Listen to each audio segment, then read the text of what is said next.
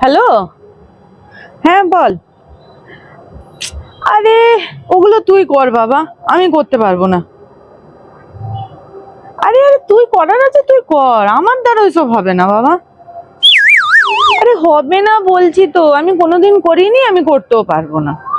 আবার নতুন করে এত বয়সে, এত বিয়ে হওয়ার এত বছর পর আর একদম সম্ভব না, বুঝলি তো। পারবো না বলছি তো। তোর ইচ্ছে হয়, তোর তোর ব্যাপার আলাদা, আমি পারবো না, আমার দ্বারা হবেই না। এত ফোর্স করছিস কেন? তুই যেটা করবি সেটা কি আমাকেও করতে হবে নাকি?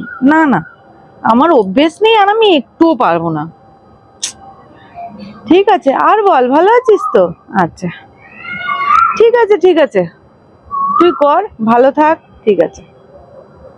আমি আমার দ্বারা এই বয়সে হবে না, আমি তোকে জানিয়ে দিয়েছিলাম। বিয়ের পর পর হলেও আলাদা ব্যাপার ছিল, বিয়ের এত বছর হয়ে গেছে আর আমি পারবোই না। ঠিক আছে ঠিক আছে, তুই রাখ, হ্যাঁ, আবার পরে কথা হবে। Bye bye.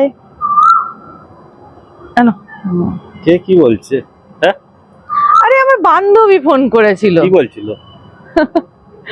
বলছে বরকে সম্মান দিতে। আমি কি পারবো তোমাকে সম্মান দিতে বলো? ও নাকি অনেক সম্মান দেয়, তোমাকে কি সম্মান দেওয়া যায়? তুমি সম্মানযোগ্য কি মানুষ? হাসালো মেয়েটা আমাকে। जगन्नाथ प्रेमानंदी ये क्या हुआ? আমি পারি না আর পারি না, আমি কেন মরি না।